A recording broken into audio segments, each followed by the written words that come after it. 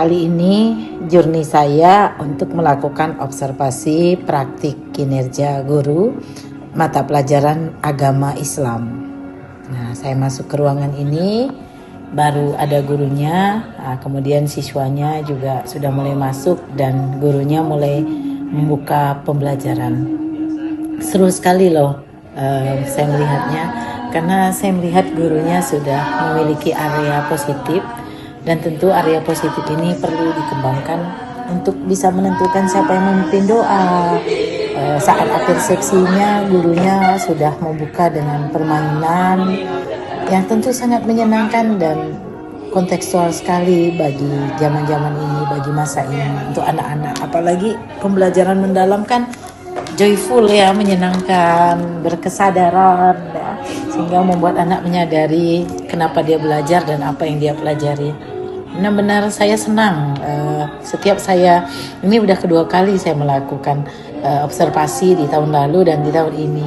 Memang guru ini pandai mengajarnya. Pembelajaran agama Islam seperti tidak terasa dalam 2 jam, dengan karakter siswa dan latar belakang serta masih adanya siswa yang belum hafal atau belum pandai gitu untuk berbicara di dalam bahasa Indonesia, bahkan berdoa pun hampir tidak bisa gitu. Tapi menakjubkan, ada yang ya setingkat Jason ya, anak yang saya perlihatkan itu saja sudah bisa gitu ya, untuk walaupun levelnya baru pada tahap Al-Fatihah yang dia sudah hafal, setidaknya bagus, berhasil ya, dari membuatnya bisa bahasa Indonesia walaupun di dalam pembelajarannya mix saat ini. Materi yang diajarkan pada kesempatan ini adalah materi yang berbunyi tentang adab terhadap orang tua. Hampir selaras juga sih dengan materi saya, karena kebetulan kami serumpun ini. Kalau tadi saya mengajar agama Katolik, materi menghormati orang tua, sedangkan ini di agama Islam pada kelas 5 fase C ini adalah adab terhadap orang tua. Bagaimana Bapak gurunya menjelaskan bahwa kepada para siswa mereka harusnya bagaimana menghargai, menghormati, dan mengasihi serta menyayangi orang tua mereka.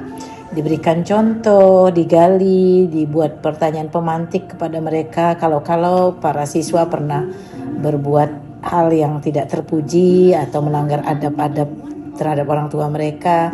Apakah pernah mereka menyakiti, menjawab dengan tidak bagus atau tidak sopan kepada orang tuanya, atau bahkan membuat orang tuanya sedih dan terluka. Semuanya pernah, dan langsung diberikan suatu feedback oleh gurunya, suatu penguatan bahwa perbuatan tersebut tidak baik dan seharusnya sebagai seorang anak, siswa khususnya yang sudah diajar beragama harus seperti apa.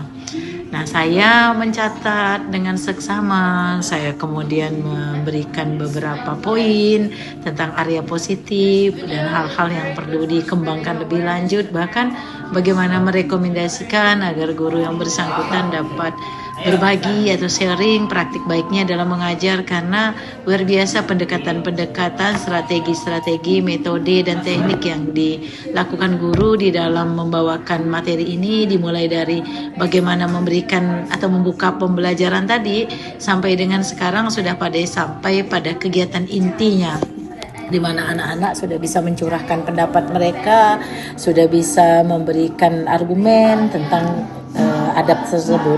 Bahkan diajarkan juga dengan lagu, gurunya sendiri yang langsung memainkan gitarnya, anak-anak menyanyikan, dan lirik dari lagu yang mengajarkan materi tentang adab terhadap orang tua tersebut ditampilkan di layar televisi. Wah, menurut saya memang sangat recommended kepada guru untuk bisa menjadi tutor sebaya, untuk membagikan praktik baiknya cara mengajar, khususnya dengan pendekatan pembelajaran mendalam ini kepada rekan-rekan sesama gurunya. Luar biasa deh untuk Pak Asep.